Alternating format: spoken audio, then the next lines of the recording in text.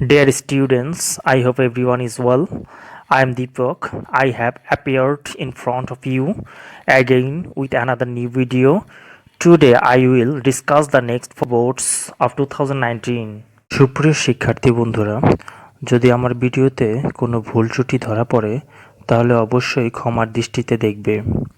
আজকে আমি তোমাদের সামনে আলোচনা করব Comilla board 2019। Number 1. Though it is a blessing, it has dark side.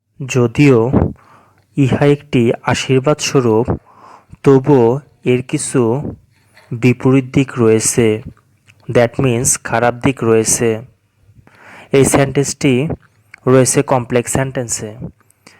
Complex সেন্টেন্সে কত নাম্বার রুলসে আছে? কমপ্লেক্স সেন্টেন্সে দো নাম্বার 3 পজিশনে আছে। সেন্টেন্সটি আমাদের সিম্পলে কনভার্ট করতে হবে। তাহলে সিম্পল সেন্টেন্সের নাম্বার 3 পজিশনে কি অবস্থান করতেছে? সিম্পল সেন্টেন্সের 3তে রয়েছে despite or in spite of.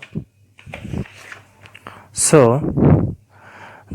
দোর জন্য আমরা অ্যাট ফার্স্ট ইউজ করব ইন স্পাইট অফ। অফের পরে সাবজেক্টের অবশ্যই পসেসিভ কেস প্রয়োজন। ইটের পসেসিভ কেস হচ্ছে ইট, ইটস। তারপর ভার্বের সাথে আইএনজি যুক্ত করতে হবে। দ্যাট মিন্স ভার্বের বেস ফর্মের সাথে আইএনজি যুক্ত করতে হবে।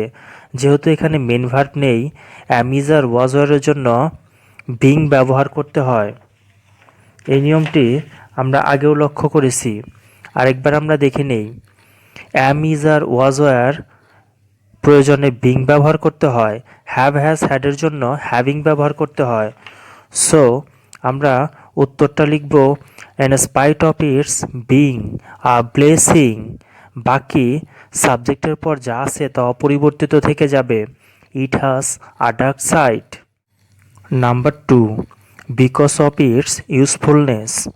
বিকজ অফ শব্দের অর্থ হচ্ছে কারণে। ইটস ইউজফুলনেস ইহার প্রয়োজনীয়তার কারণে। ইট হ্যাজ বিকাম ইহা হয়েছে ভেরি পপুলার খুবই জনপ্রিয় হয়ে উঠেছে। এই সেন্টেন্সটি কম্পাউন্ডে কনভার্ট করতে হবে। অ্যাট ফার্স্ট বাক্যটিকে আমরা চিনে নেই। বিকজ অফ সিম্পল সেন্টেন্সে অবস্থান করতেছে। তো সিম্পল সেন্টেন্সের কত নাম্বারে অবস্থান করতেছে? বিকজ অফ সিম্পল সেন্টেন্সের নাম্বার 5 পজিশনে আছে। তাহলে আমাদের সেন্টেন্সটি করতে হবে কম্পাউন্ডে। কম্পাউন্ডের নাম্বার 5-এ কী অবস্থান করতেছে? কম্পাউন্ডের নাম্বার 5-এ অবস্থান করতেছে অ্যান্ড অবশ্যই বাক্যের মাঝখানে বসবে। দ্যাট মিন্স মাঝে বসবে। অবশ্যই মাথায় রাখতে হবে তা হচ্ছে কম্পাউন্ড সেন্টেন্সে 2টি স্বাধীন ক্লজ থাকবে।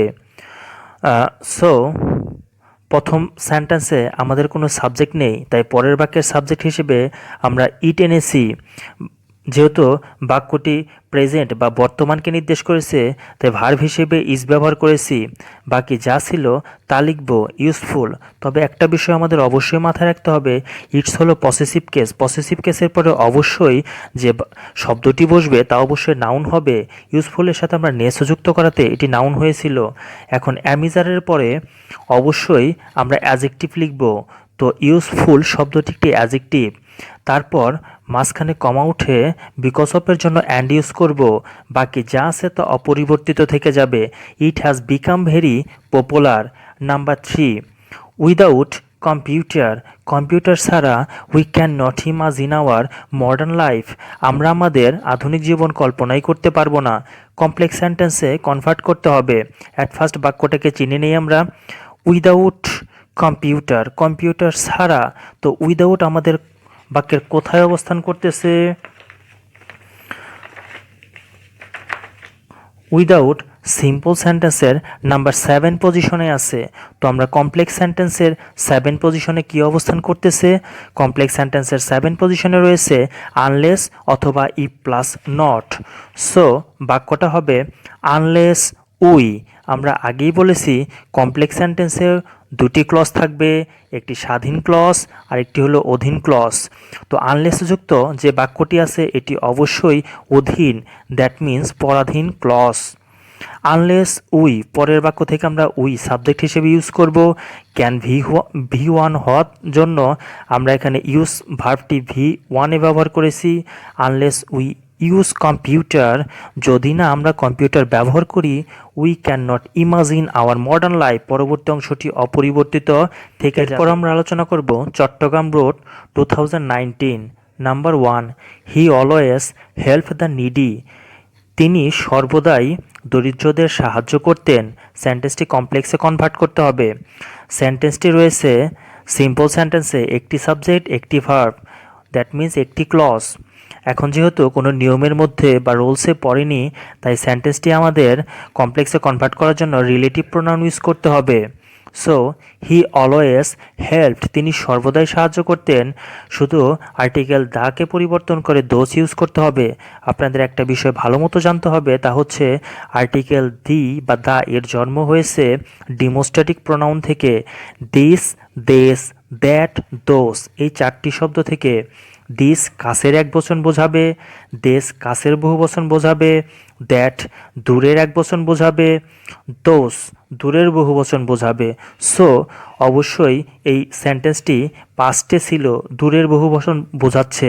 এর জন্য দূরের বহুবচন বোঝানোর কারণে, দ্যাট মিন্স প্লুরাল বোঝানোর কারণে আমরা দোস ইউজ করেছি। দোস তারপর রিলেটিভ প্রোনাউন হিসেবে হু, যেহেতু হি একজন ব্যক্তিকে নির্দেশ করা হয়েছে, হু আর নিডি যারা অভাবগ্রস্ত, contributed much money for education to educate the poor student, তিনি দরিদ্র ছাত্রছাত্রীদের পড়াশোনার জন্য অনেক অর্থ অবদান রেখেছিলেন। এই সেন্টেন্সটি কমপ্লেক্সে কনভার্ট করতে হবে। তো সেন্টেন্সটা আমরা আগে চিনে নেই। প্রথমে সেন্টেন্সটি রয়েছে টু, সিম্পল সেন্টেন্সের নাম্বার 1 পজিশনে অবস্থান করতেছে। টুর পর অবশ্যই ভার্ব আছে কিনা তা আমাদের অবশ্যই লক্ষ্য করতে হবে। সিম্পল সেন্টেন্সের টু নাম্বার 1 পজিশনে রয়েছে। কমপ্লেক্স সেন্টেন্সের নাম্বার 1 পজিশন হচ্ছে সো দ্যাট। তো সো দ্যাট বাক্যের মাঝখানে অবশ্যই বসবে he contributed much money for education. এখন টুর পরিবর্তে আমরা জাস্ট সো দ্যাট ইউজ করে দিব।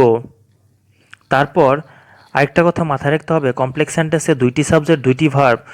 তো টু তুলে দেওয়ার সাথে সাথে সো দ্যাট, তারপর পূর্বের বাক্যের সাবজেক্টটি আরেকবার বসবে, তারপর পূর্বের বাক্যের ভার্বটি যদি ভি1 থাকে তাহলে অবশ্যই ক্যান, যদি ভি2 হয় তাহলে অবশ্যই কুড ইউজ করব।